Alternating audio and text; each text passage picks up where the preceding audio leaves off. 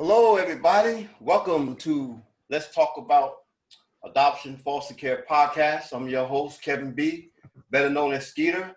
And we have a guest, our co-host, Michelle Batten.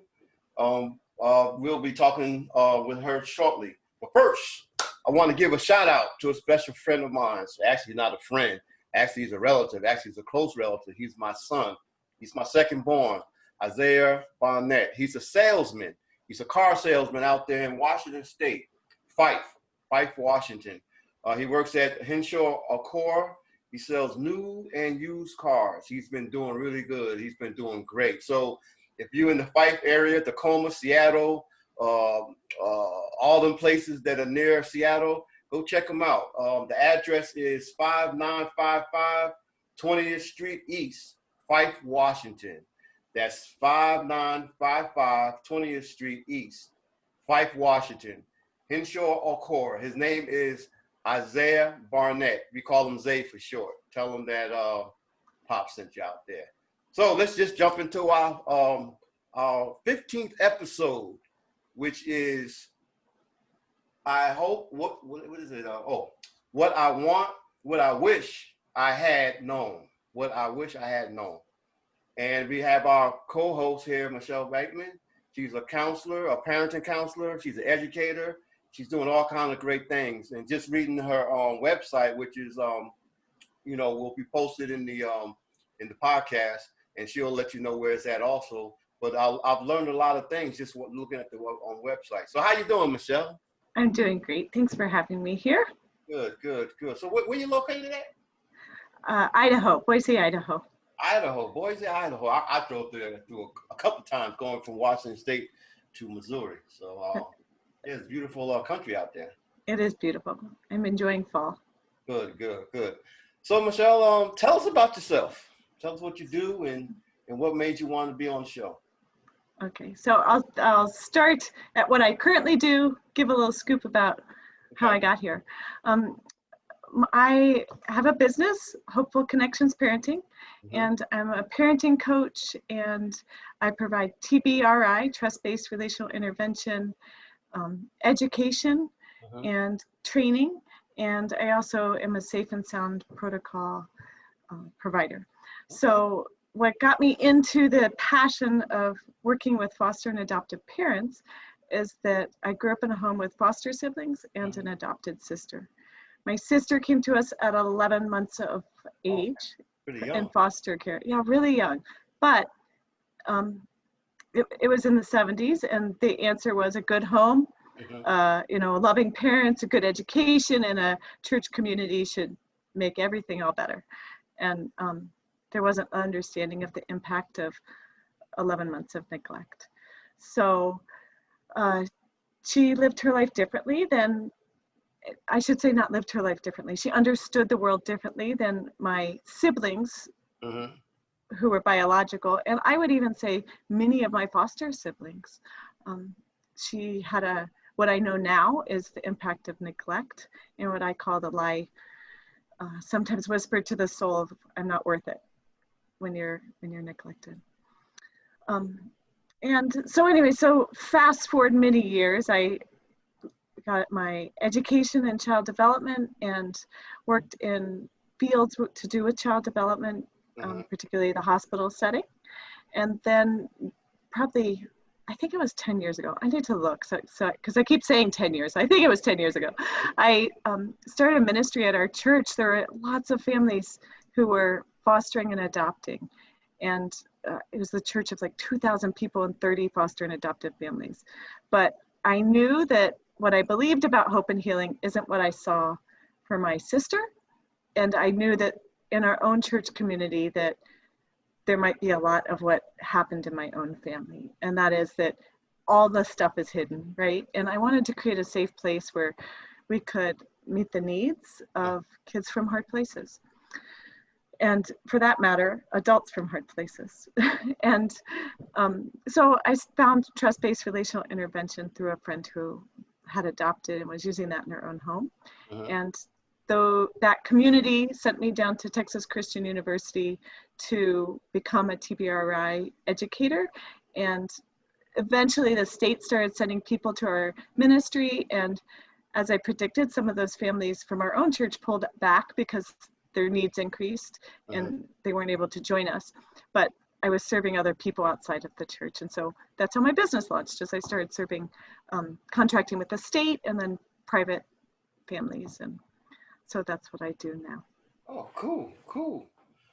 So, what was the experience like with having foster care and adoptee sister or siblings?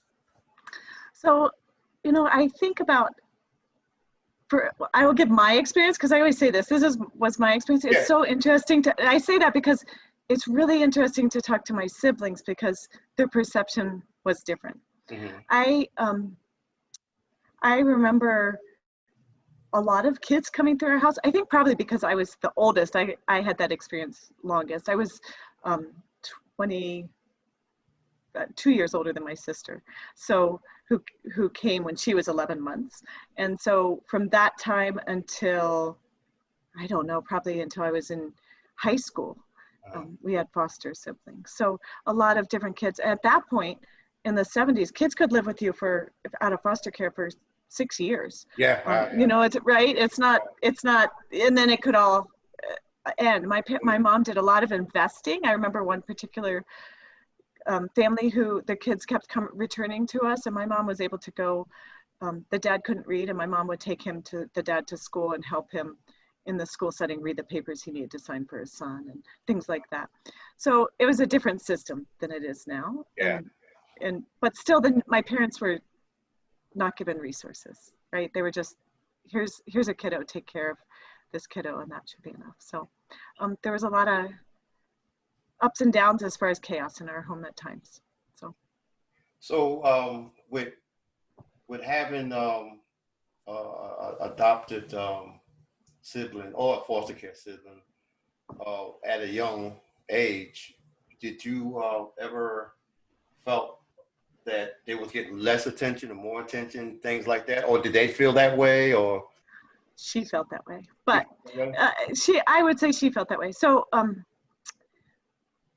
I always tell the story, and I say that my other brother and sister arrived in a car with my parents. My sister arrived in a car with a social worker. So in my head, there was, like, she just arrived, right? Like, and she was always there. Like, my youngest memories are her. And we shared a room when we were really young. So in my head, there wasn't a difference.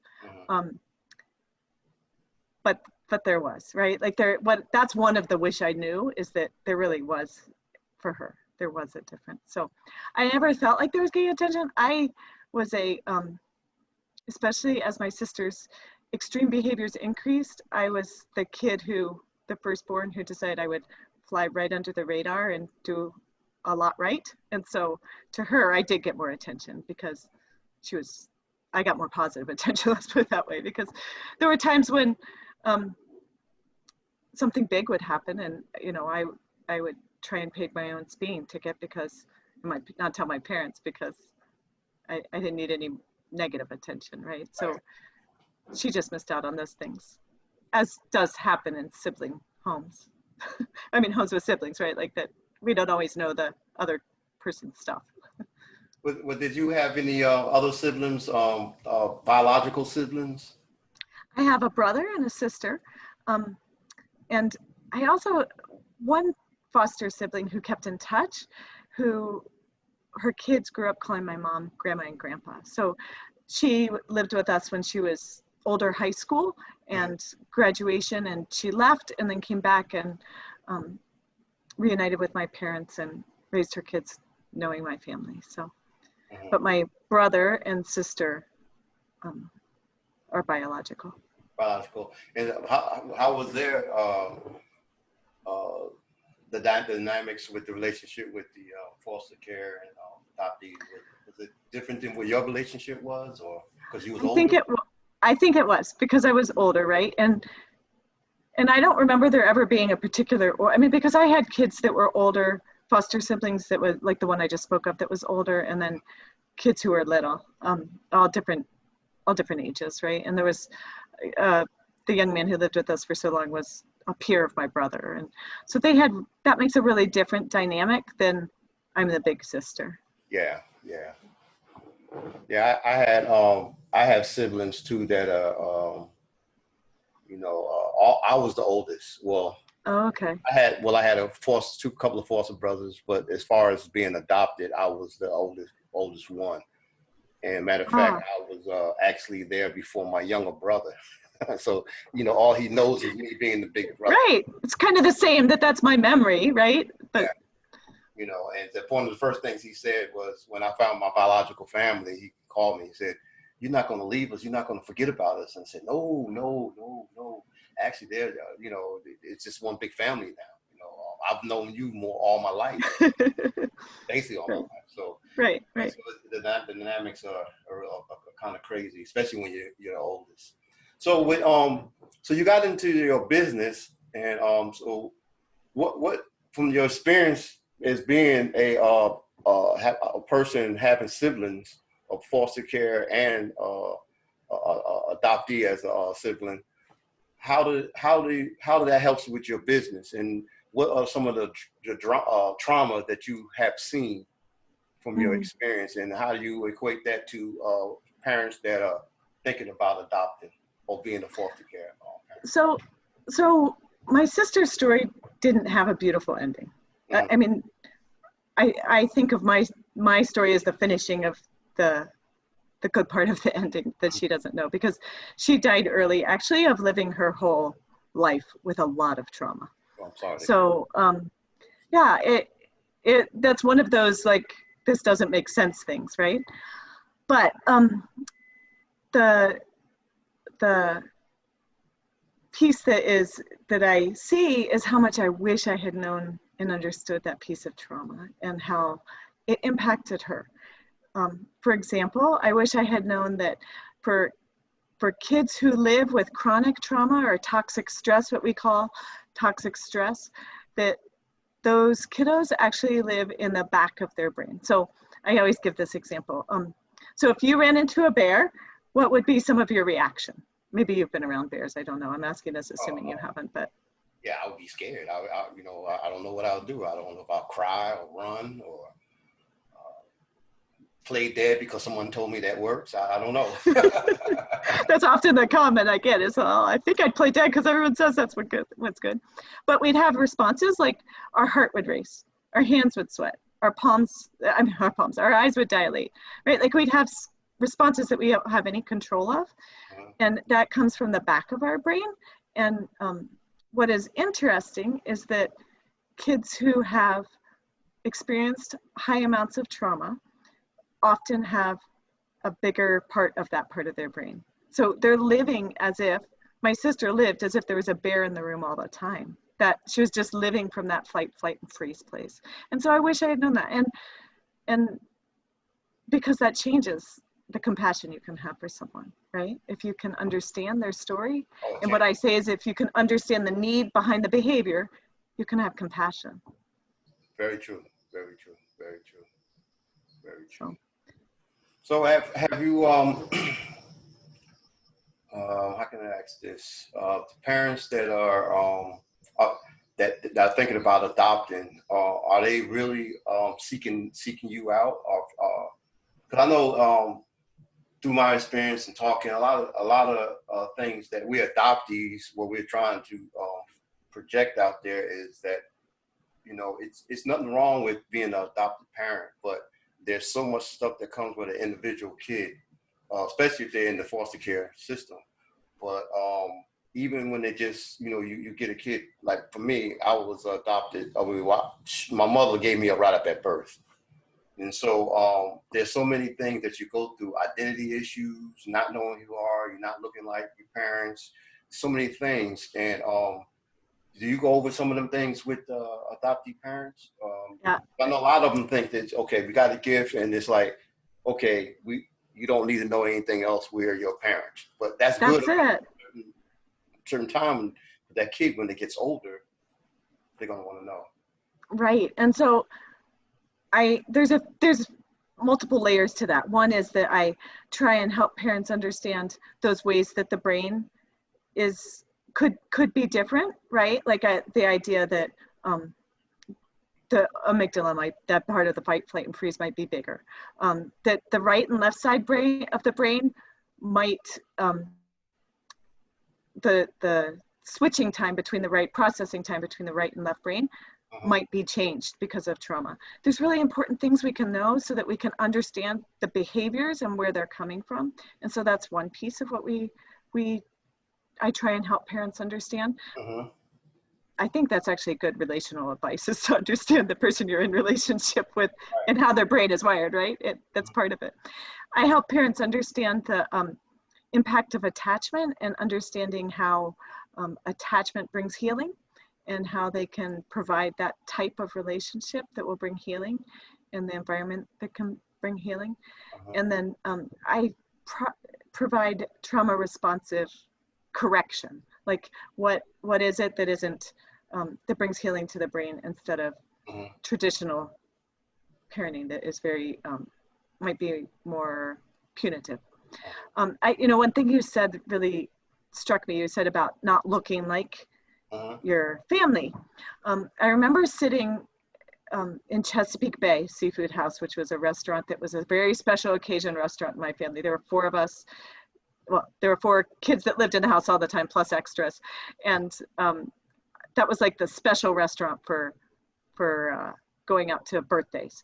And I remember sitting there at the table, and the waitress looked at my sister and go, "Wow, you look just like your dad," and looked at me and go, "Who do you look like?"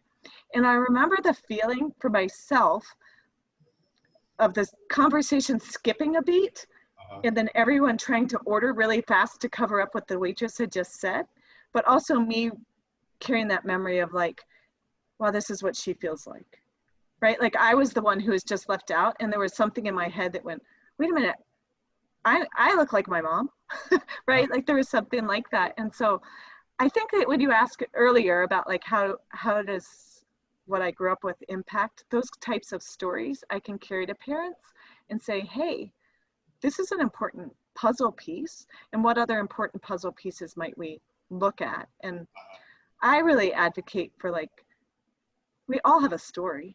So that, right, like we all have a story, and part of my story is my sister's stuff spilling over onto me, right? And the difficulties of living in some chaos. But my sister had a story too. But if we can all live with this, raise our kids with this place of let's have compassion for each other's story, and helping parents realize like this should be an open book, and helping facilitate that. Right. So Cool. Have you ever had any pushback from parents? Like, well, now we want to do it this way. They don't need to know this, we're their parents, and that's all they need to know. We love them. You know where I usually have pushback is actually in this place of, well, I'll first say that many of the parents seeking my help have already gotten to a place of a lot of chaos in their house before they ask me to help them. That's okay. when we often ask for help, right? It's when there's a lot of chaos. We wait for a while. So that maybe frames it differently, that one of the places where I get pushback is this idea of sharing power with our kids, and that we get to give our kids a voice and help them gain a voice, because oftentimes kids who've had hard things, traumatic experiences, lose their voice to be able to get their needs met, right? And for my sister, that meant she cried and no one came, and so she self-soothed and rocked till her head was raw. And I remember that, going to the doctors for that with her. And so we have to give voice to be able to say, I need food, right? I need those types of things that for the families I work with, their kids haven't had those things. So now, of course, this isn't true of all foster and adoptive kids. Right. Every situation is a little different. Of course, but the thing is take it down a level to maybe not extreme behaviors, and we still have kids who have experienced loss, which is a trauma. Yes. Right? It's traumatic. And so parenting with that in mind becomes something different than parenting for good behavior. Right, right. Okay, if you had something, advice for everybody that's watching this podcast right now, in our conclusion, what would you give them? What would be the number one, your top three advice that you would give individuals that are looking to take on that responsibility of being an adoptive parent or a foster care parent? My first is deal fiercely with your own junk. that right, like to be willing to deal with the hard stuff in your own story, because the fact is that when we're in a relationship with someone with extreme behaviors, regardless of that being your kid, but especially when that's your kiddo, it's triggering. It triggers our old stuff. And so being willing to deal fiercely with those, that's your own story. And when you're pushed to your limits, recognizing that you have a need behind the behavior, right? And the reason it's hard. And then secondly, that piece of dive into what it means to, for a child to have gone through trauma, and in case that's your kid, right? In case that's your place. And to be honest, this idea of trust-based relational intervention, there's so many resources out there. If you go on YouTube, the Karen Purvis Institute of Child Development has lots of videos about TBRI, or trust-based relational intervention, and it's been a great tool for me. And I have my own kids and now young adults, but learning this parenting has helped me be a better parent. And I would say it's helped me be a better friend, a better wife, because it's about relationships and relational intervention, because kids who have been hurt relationally need to heal relationally. So very true. Dive into those resources. And number three? Oh, number three. Let's see, I said, need behind it, help me here. I said, deal with your own stuff, dive into the resources, and, I think understanding how the brain works. I just think that part's maybe my own excitement is I just love understanding how the chemistry and the connections in the brain, and understanding that and how that piece impacts people and impacts behavior and trauma and whatnot. Outstanding. So if someone wanted to reach you, tell us where they could reach your website and URL. Sure. And stuff. Sure. My website is www.hopeparenting.com, and my email is michelle@hopeparenting.com. So those are the easiest ways to reach me. And I have resources for parents, and I'm always trying to get those into people's hands. So there's some things on my website for that too. Cool. So. Okay, we're gonna wrap it up. Michelle, I tell you, I learned a lot, like I said, from your website, and just listening to you talking right now. We definitely want to have you on again. Super. I think it's a subject that needs to be talked about more. And I think people, not just parenting, but even adoptees and foster care children, they can learn from you. Yes. And like I said, we want hopefully to have you on again. That'd be great. And all those that are out there, Michelle's information, we're going to put the links and all that good stuff on our podcast. And as we always say, adoptees and foster care individuals, stay strong. We're some strong individuals. You could do and be anything you want. Don't let no one discourage you. Until the next episode, we'll see you then. Take care. Peace.